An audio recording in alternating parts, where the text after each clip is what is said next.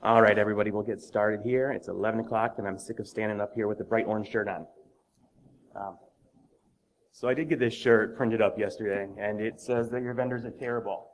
And I had to walk by the exhibitors, and I'm not trying to upset them. Our sponsors are great here, but our talk is to talk about why our vendors are terrible, how we can improve their security, and how to get control of them. So I have some subtitles for this talk, and I can't decide on one. It could be that we pay these people to be terrible at security, and they still don't do what we want. Sometimes, you ask for something from them, and they give you screenshots of Windows Defender, and you just think you need to put that in your talk. I don't care about your screenshots of your Windows Defender when I'm asking for a pen test.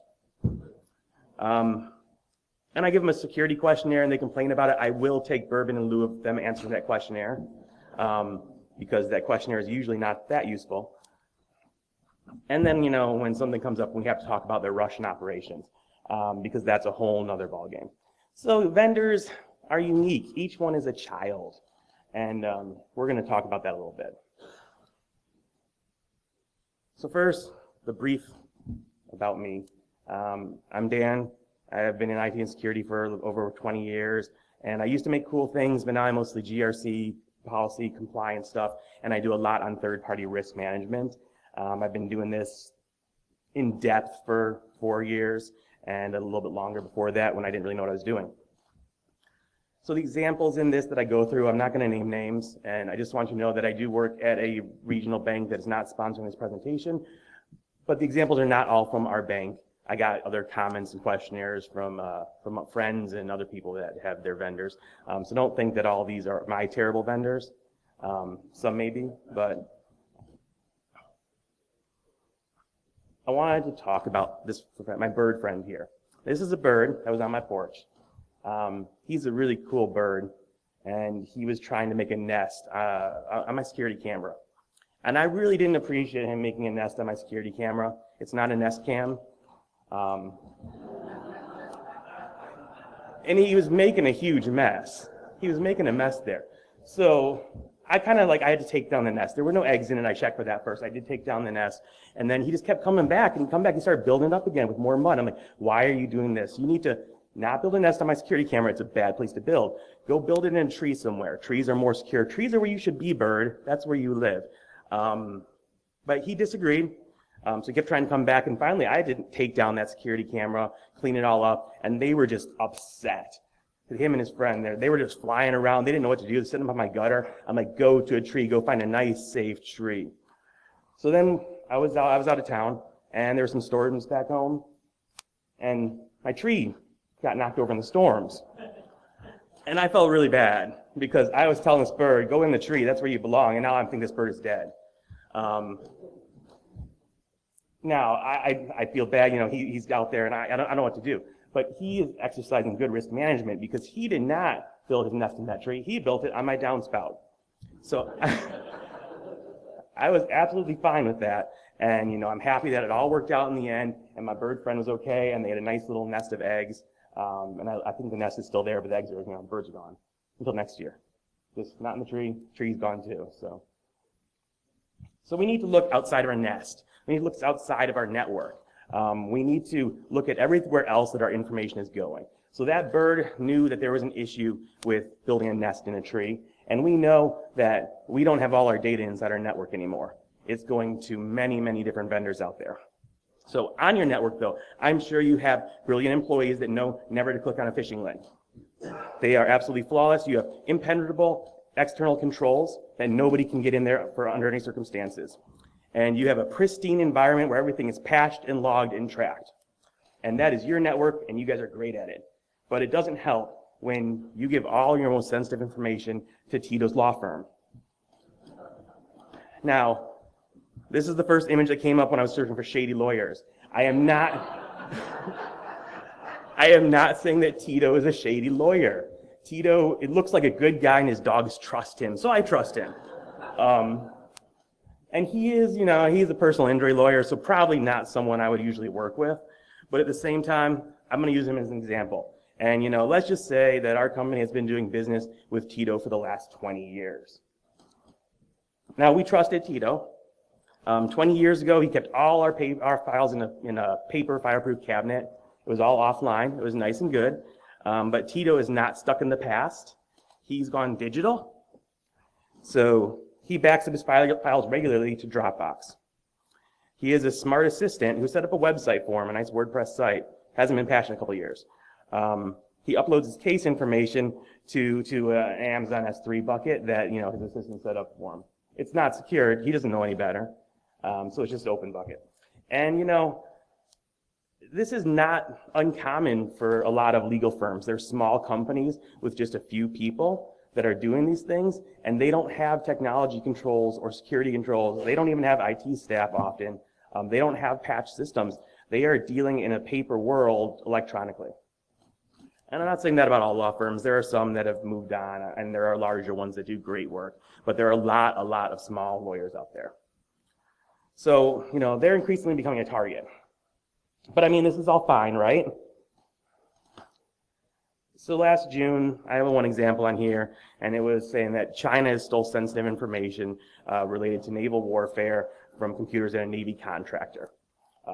Apparently, it was unclassified, which makes me feel better, I guess. But this is not an uncommon situation. How many times have you heard about a subcontract breach or a vendor breach? I used to have more examples up here, but I thought, we all know this. We're living this every day. So we know that our information's out there, and it can be taken. So what do we do about it? Why do we keep spending all this money to protect our internal network when we need to protect what's going out? So, when we have things like point-of-sale systems and HVAC contractors that are breaking into our networks or that are just losing our data, we need to focus on, correcting that. So, I know your companies aren't doing a lot of shady shit, and everything you're protecting is important. It's what we do. We all protect our data. We protect our network. We're blue team, no matter what the team, all that jazz. But what do you have to protect? That's the first thing you have to think about. What do you have to protect? Again, I work for a bank. We protect customer information. We protect some other financial information. That's easy for us. You got to think, are you protecting trade secrets, IP, system designs, confidential documents, truly critical systems that, maintain quality of life and all that. What do you do about that?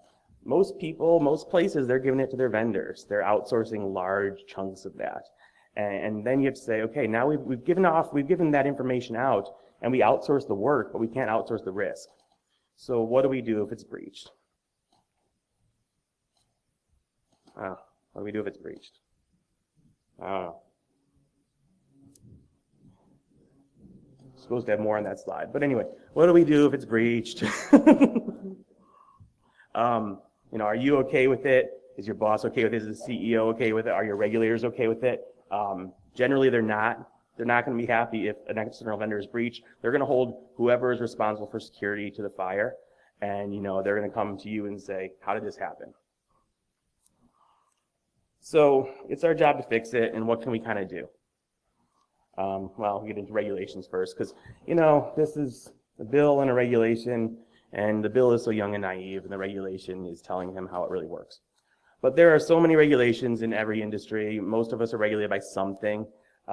In finance, we have a lot of regulators, but you're a public company, you have regulators, you do healthcare, you got regulations, and they all come into play. If you just go and search for the regulation and subcontractor or third party or outsource, you're going to find out some details of what you're supposed to be doing.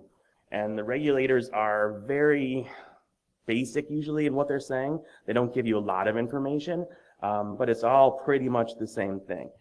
We just have to know that, you outsource the technology, you outsource the work, but you don't outsource the risk, so they come back to you.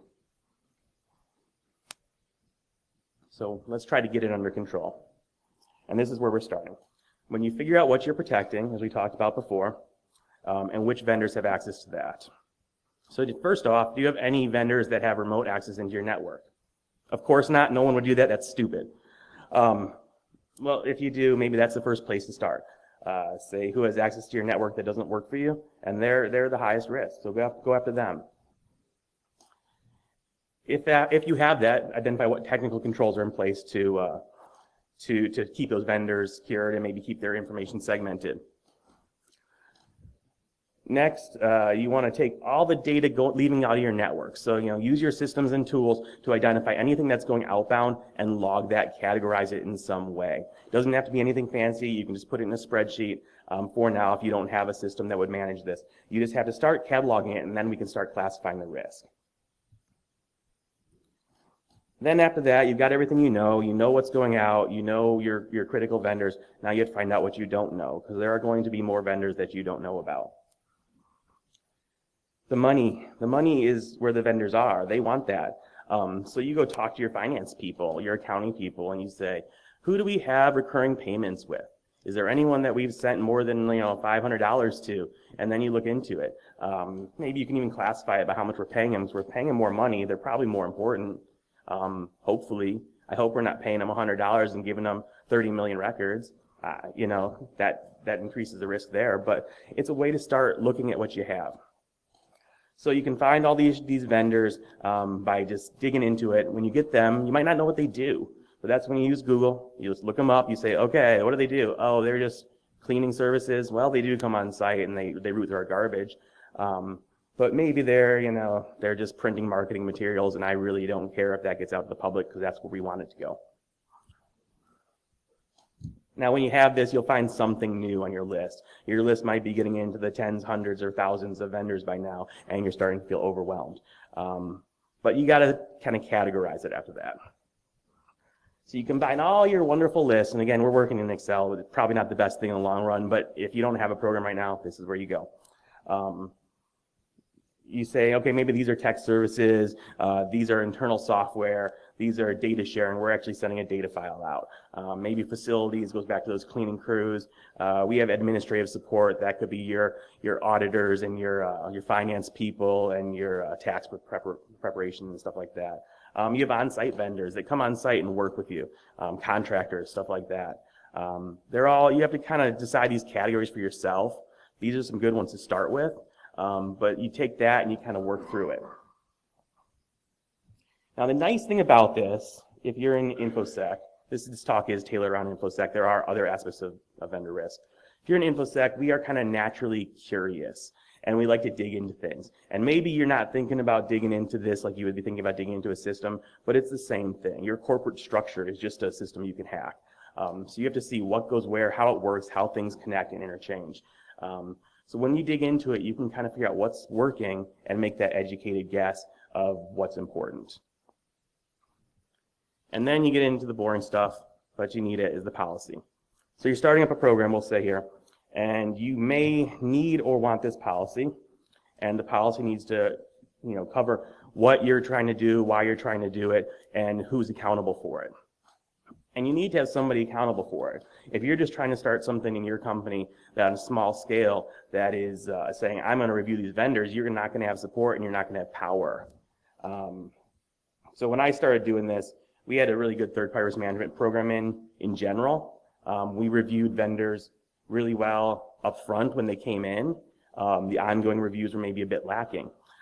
So I kind of tried to build out this policy and this structure saying that, yeah, we're going to be going back to these vendors every year, and we have a right to audit. That's in our contracts. So we're going to keep hammering them each time.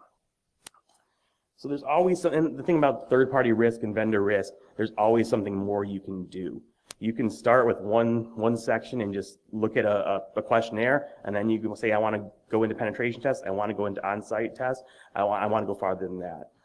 But you have to classify that by the risk of what you're doing and how much it's worth. So if this is your first foray into third-party risk, you take it slow, you bite off what you can chew, but you need someone else higher up, in your organization to handle it with you.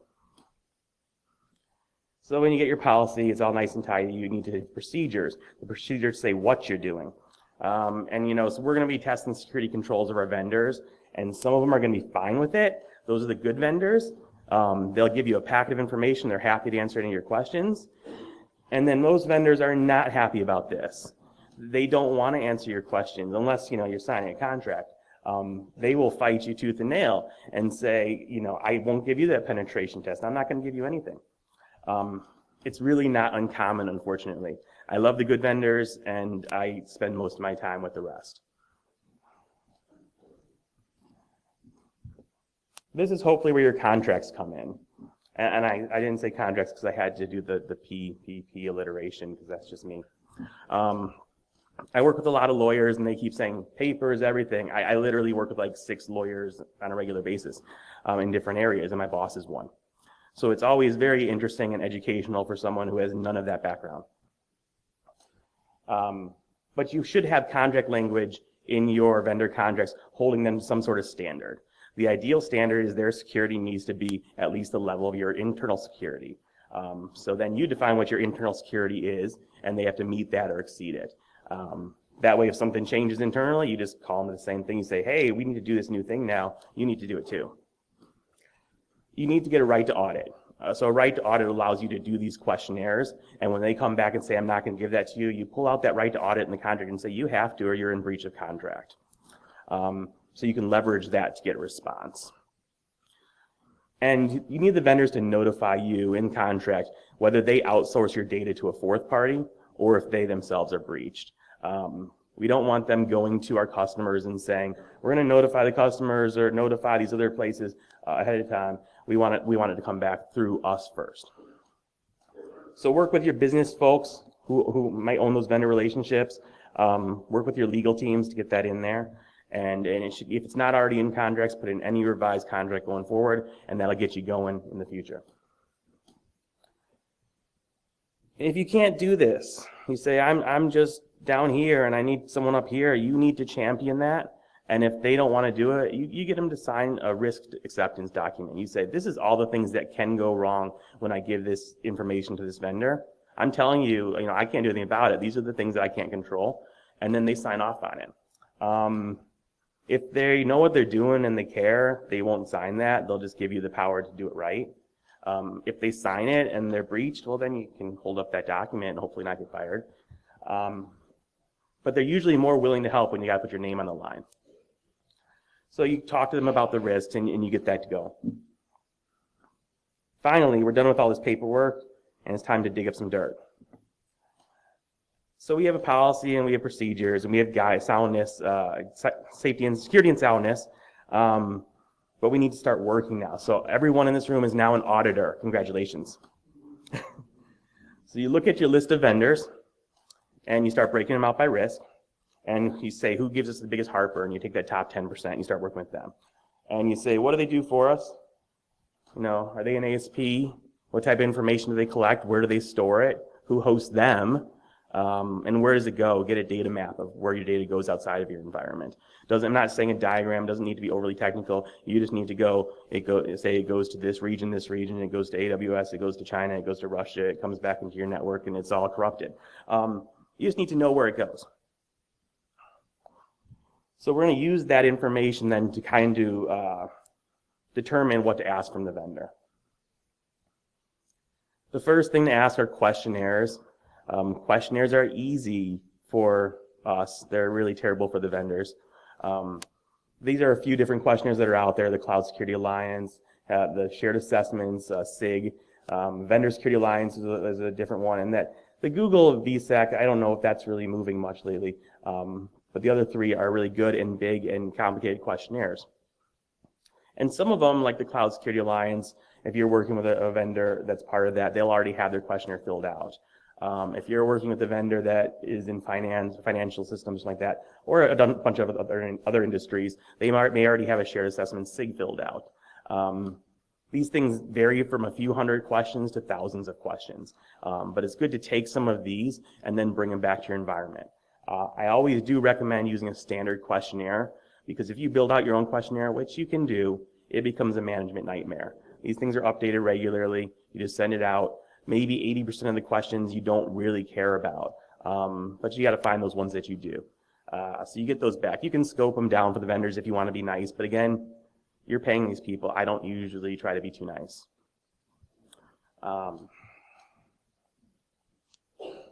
If you have a GRC tool, a governance, risk, and compliance tool, it may have questionnaires built in. It may utilize some of these questionnaires for its scoring and risk rating. There are some great tools out there that can do that. We put in one recently that's working really well, and they kind of score and they automate all this. I was assuming this is a new talk in your news section that you're doing, and you're working out of Excel. You want to get to that some sort of system-wide preference where you can manage this.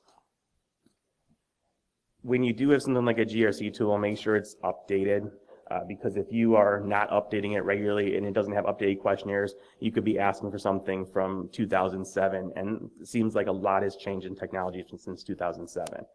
I still get questionnaires sent back from vendors saying, here's this questionnaire from 2007 that was free back then, and now it's turned into the shared assessments. So shared assessments, I think you can get their questionnaire. It costs like $7,000 a year, or you can become a member. Cloud security is free. Vendor security, I think, is free. And the VSAC is for us geeks who kind of want to dig in and kind of build their own stuff, but it's got some frameworks there. So now your vendors actually return the questionnaire. That's a battle in and of itself. But they eventually do it, usually to some degree of completeness. So you have to basically ask for policies. This gets a little hairy because some vendors will give you everything. They'll just give you a dump of every single policy they have. Technology policy, BCPDR. You have to decide what you want. Some will give you absolutely nothing and say it's all super confidential and internal, and even under an NDA you can't see it. Sometimes you get the middle ground, where you can say you can come on site and see it, and your right to audit. You can, remotely access it over a web meeting, and you can kind of see these the policies. And the reason why we're asking for the policies, the questionnaire will say, do you have a security policy? Do you have an incident response plan? They say yes or no. The policy will tell you what it is. And I don't mean that you need to go through their policy. You don't need to go through and say, this is good, this is bad. You need to say, is this something they just created over lunch? Or is this something they've had in development for years, and they review annually and they renew regularly? Each piece of this is just another piece of information that we can use to scope the quality of a vendor. So policies don't protect you, and questionnaires don't protect you. It's all just stuff that the vendor made up. They could just write all this for you if they really want to make you happy. But when you get these bits of information, it helps you get a more complete picture. So then we get juicier and messier. Certifications are easy. So if a vendor is certified in something, if they are PCI DSS validated, or they have the Cloud Alliance Star certification or something, they can give that to you. They already did the work. Just give you their certificate, and you can say, yes, you actually had someone audit you. That's great. Hopefully they have that. Some of them actually kind of fight you on these two, and I really don't understand that. If they went through the work to have this done, they should be happy to provide it to you. Because the certification then is, it can be great. You can have some great companies go out and assess a vendor, and you can have some terrible ones. But all you do know is that somebody went out and assessed them, and somebody outside their company says that they're kind of doing what they're supposed to be doing on some level. Now, some of these won't give you much detail. If you get an ISO 27000, certification, you get nothing out of it. You just know that somebody went in there. But another piece of information. We get into pen tests. Pen tests are difficult. So if your vendor provides technology services, will they show you their latest formal penetration test under an NDA? The default response is no. Most will over time. And my question to a vendor that says no is, why? We're under an NDA. Your penetration test of your external system that we're using should have those vulnerabilities remediated, or they should be on a plan to be remediated. So you should have no problem showing that to us. And I don't need a copy. You can show it to me online. I just need to know you actually know what you're doing, and you're not just running a Nessus scan. You actually have somebody come in there and doing a proper assessment, because everyone has vulnerabilities. Everyone has vulnerabilities that are going to be patched. No one is perfect, and that's got to be expected. We're not holding our vendors to an expectation of perfection, because nobody will meet it. We are trying to get a measurement of risk and how much this is going to affect us. Yes? So if you had any of your vendors turn around and say to you, I'll provide this report, now I want you to answer our questionnaire? I don't. You have their data? So we have partnership agreements where we do that, where it is a two-way contract, where we are receiving their data, they're receiving ours, and there are some requirements. In those cases, yes. Generally, no, because we are purchasing a service, and they are responsible for providing certain levels of that service. Now, we are a service provider in some regards too at our bank, and we do have to provide, these type of responses to them. Our company and the way I run this is a little bit stricter than many that are out there. And I've been told that before, like, this is the most difficult assessment. And the thing is, I know there are people who do more difficult assessments, but I think, we're the troublesome ones, I guess. Yes? So, maybe on the agreement, aren't well written, and they say to the vendor, Mm-hmm. Yeah. Yeah.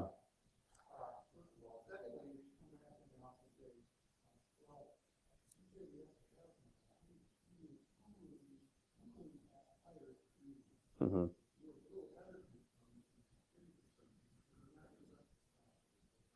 Yeah, so the question was about what exactly would be a pen test if the vendor doesn't know, and is that something you would clarify?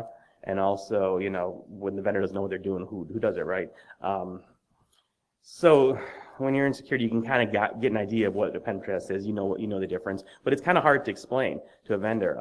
I say it's got to be a qualified external party that does this for a service, and it has to have the interrogation aspect and the validation. So it's not just a scan where you put a report out there. It has to be validated findings and results with timelines. Again, I don't always get the pen test, but we get something along the lines, and we negotiate over these pen tests a lot. And a lot of times, a smaller vendor may have only something like a scan in 1 year, and we say, okay, we're going to accept this year with the rest of the controls you've given us, but next year we want to have a full pen test done. If that's something that your vendor is not willing to do at all, and you really want it done, you might have to pay for it. It's one of those things. But that's one of those. Do you just go with another vendor, or do you just have it done? It's that determination that's being made. So yeah, so it's a difficult situation because nobody wants to tell you what's wrong with their network. Nobody does. But we all know that everybody has something broken, and hopefully they're fixing it. And that's what we really want to know. They're seeing these issues, they're fixing them in a timely manner, and they're taking care of them. Yes.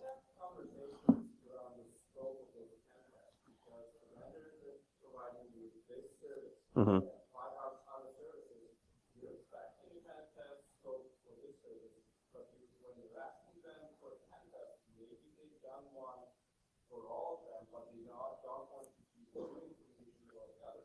I run into that too. So if you have one service that you're purchasing, and then you have other vendors they have many other services, and they don't have something tailored to you, or they don't want to give it to you because it covers other things. It's that negotiation. So you say, again, I just want to see what's affecting the systems that I'm running on, so they can redact certain things if they want to. But you still want to know the overall amount of high, medium, low findings and whether they've been corrected, because if something is, depending on how segmented their network is, if something's attacking another system and they're scanning them all together, it could tie right into that same network. A lot of companies have a very flat network where they can have multiple services, and then those services are all kind of, one is breached and then all of them are breached. But some have completely disparate systems and networks where you can have all their locations in Brazil look absolutely terrible, but they're not really connected in any way other than named the locations in the US. So again, it's like a constant negotiation. Every vendor is one of my children, and I need to work with them to actually figure out what works for them. But pen tests are the most you would negotiate with the vendor. And it's going back and forth to kind of say, what are you comfortable with versus what can you give me? And it's a comfort level. If you can't get comfortable, then you have an issue that you have to document.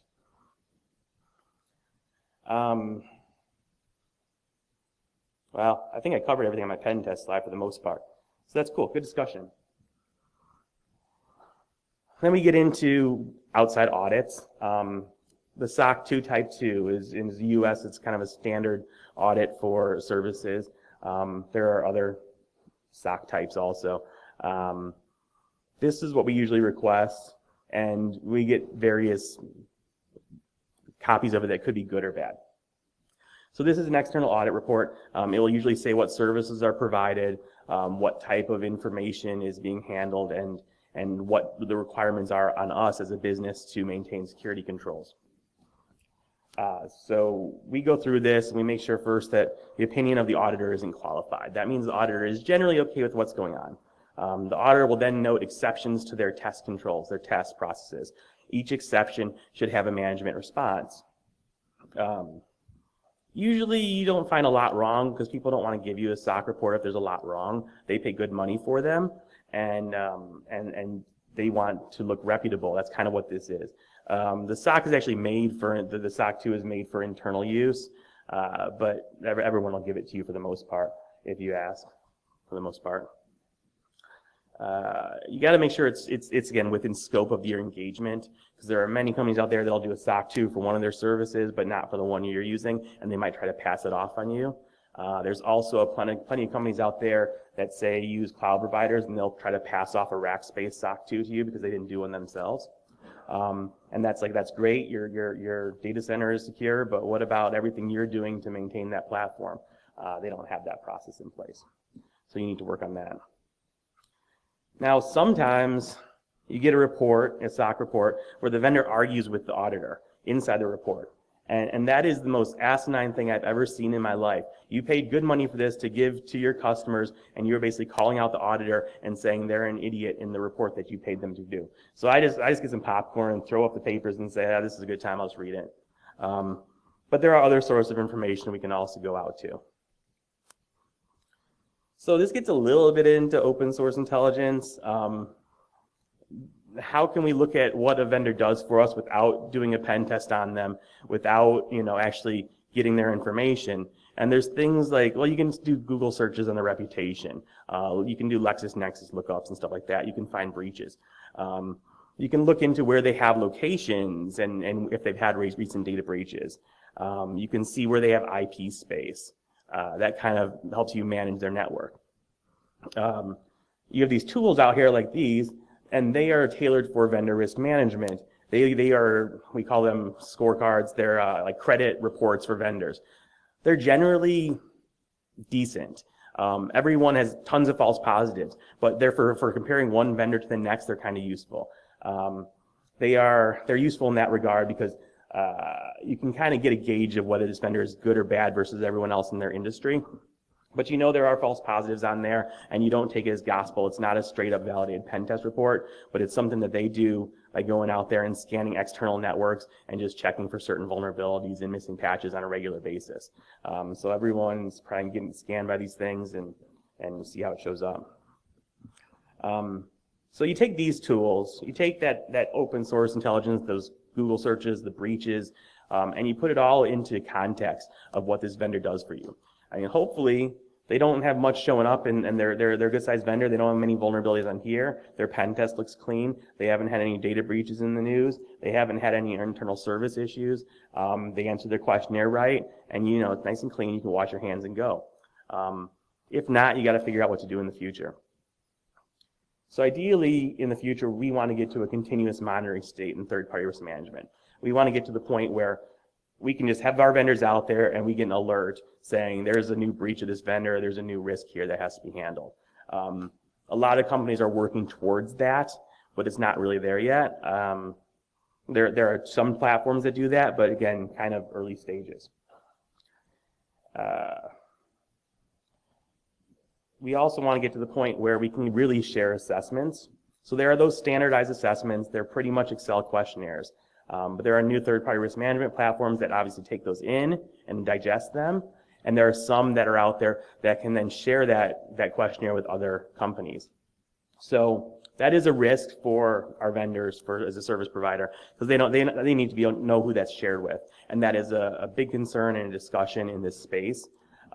But there are platforms where they can choose to share that. So they do the questionnaire once and they can share with many people. And at larger companies, you will find that they'll just give you a security packet up front, and this is what they give you, and hopefully it meets your process. If not, there's still some discussion, but usually it covers a good part of it. There's also sharing assessments with others in your industry. That's something that's working on in that shared assessments group. There's vertical strategy groups where you say, well, we are a finance company, there's a whole bunch of other finance companies out there, and we want to try to kind of share some information without sharing actually what platforms we use or what as we use for competition. But there are certain things that everyone knows you use. And again, the standardized assessment processes. So we're trying to get there, not quite there, but that's where we're going. There are tools out there that will, and this is, I honestly, as a vendor side, I think this is kind of insane. There are tools out there where you can put a box in the vendor's network and it will basically track their patching and report back to you. There's a company that does that, and I know of one healthcare company that says it's really good, but I'm not going to get any of my vendors to do that much. So finally we get into training the vendors to be better. You know everything about them. You know they have issues because they always do. So you have to decide what's important to you. So I know an organization that considers annual training to be extremely important, and it is important. I don't think it's my top tier, but they consider it to be the most important thing they can look for. So if they don't have a proper annual training awareness program, then that is something they will red flag and say you need to get that done before you continue doing business with us. So they write it up as an issue, they document it, they give it to a report in the vendor, and they put a timeline on it. They'll work with the vendor for that timeline, and they want to get proof. So they'll ask for a training report next year or a copy of the training. Another one is, offshoring might be a big no-no. Say, you have to keep all your operations in the U.S. Don't put your data in another country. If you even consider that, you need to get prior approval. So that's, and again, you should really be getting prior approval for any sort of data going to another company, but a country is a whole other thing. And maybe you want more common penetration tests. So you weren't too happy with the penetration test we discussed before, and you say, I want to get these quarterly. Well, a lot of vendors are going to be like, hell no, I'm not going to be doing that quarterly. But maybe you can pay for it if it's really that important. You can have it done. That's something to do. But that is managing that risk versus reward and what is actually useful to you. So it goes back to scoping your questionnaires, saying this is important stuff, and this is stuff I need to look at, and this is the stuff that is absolutely critical that cannot be wrong. And that comes into your risk tolerance.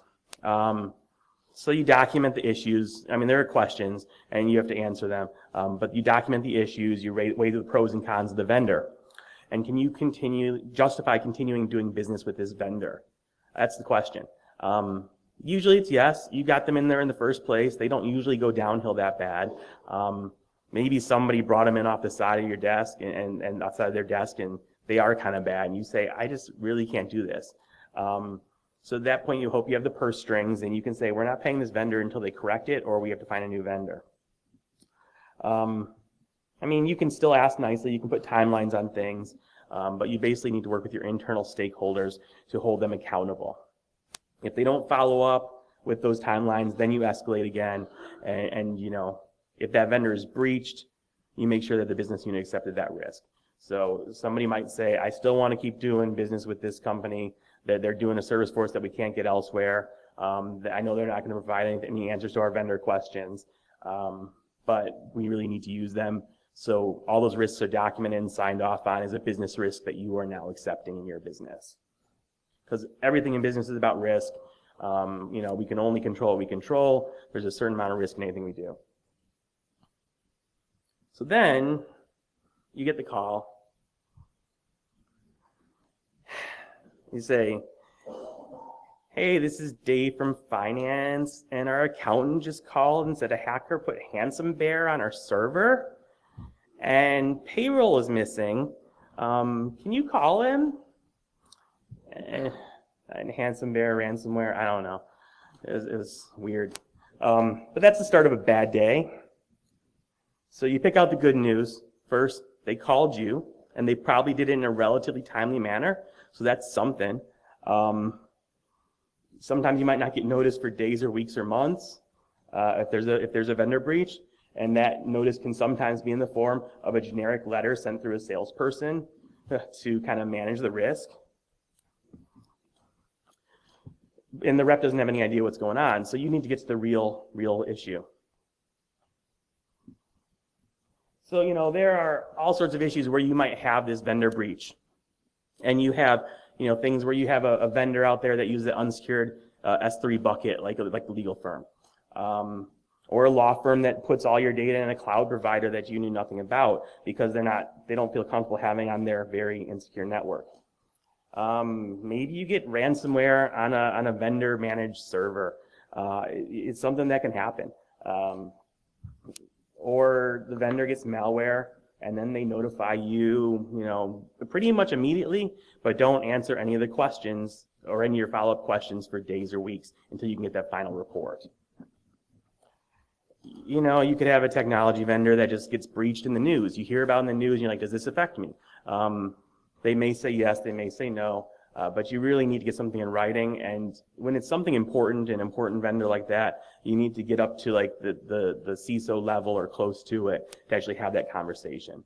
When you have that conversation at that level over a phone call, they are much more likely to discuss with you why this affected you or why this did not affect you, and other than what you get in written letter. And you might not have that documentation then, but at least you have some comfort of how that vendor works.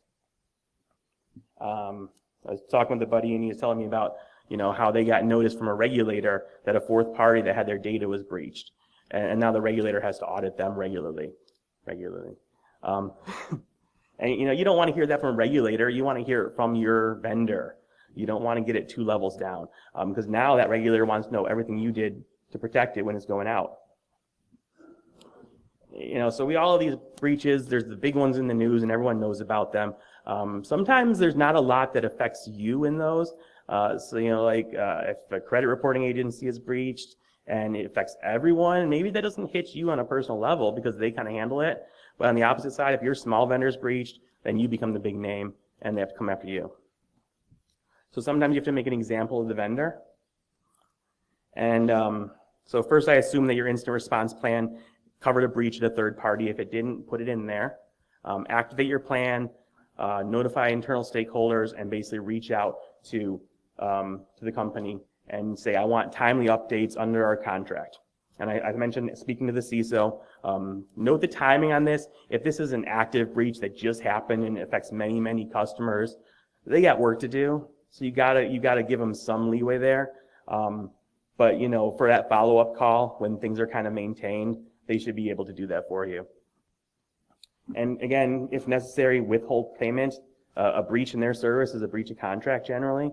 So withhold payment until you find out exactly what happened, how it impacted you, and what it's been done to correct it, so how it's been mitigated. And then consult your lawyer. So call up Tito, see how he's doing, see what he thinks about the whole thing. And then you got to decide if it's time to dump them or have them fix their issues. Sometimes you might have to cover costs to help them fix their issues if they're a smaller vendor. Sometimes, it comes down to the risk tolerance of your organization as everything of whether you want to do this or not. And breaches happen. They're always going to happen. They're going to happen to everyone. We can't stop them, but we need to be able to know how to maintain and manage it. When it's all done, you fix the process. Your incident response plan didn't really maybe your incident response plan didn't accommodate a vendor that would only provide vague sentences to you, not give you details. Maybe you need more controls in your contracts, you need more insurance coverage, stricter reviews of your vendors, or maybe you just need a new vendor. That's the final solution. So there's always lessons to be learned, and in the end of all this, you still work here. Congratulations, you made it through that. You weathered the storm of the vendor breach, and you got the executives on board with a strong third-party risk management platform and program. And they give you a whole staff to work on this with you. It's great. Now you control the purse strings for the organization, and the whole company is revolving around what you do, and you're in charge, and you need to basically authorize that vendor before they even sign the contract, and you're the hero. And hopefully that's the way it goes for everyone in here, because you don't want to be the one that's on the line when they come yelling at you and you got no power. So thank you all for your time. If you got questions, I'd love to talk about vendor breaches and vendor attacks and just what you can do, reach out to me. I want more examples in future slides, and you can keep them anonymous. So just tell me what you do and what your vendors do and how terrible they are. And then come to our conference in Omaha next year, first year conference. So it's going to be fun. All right. Any questions? So thanks.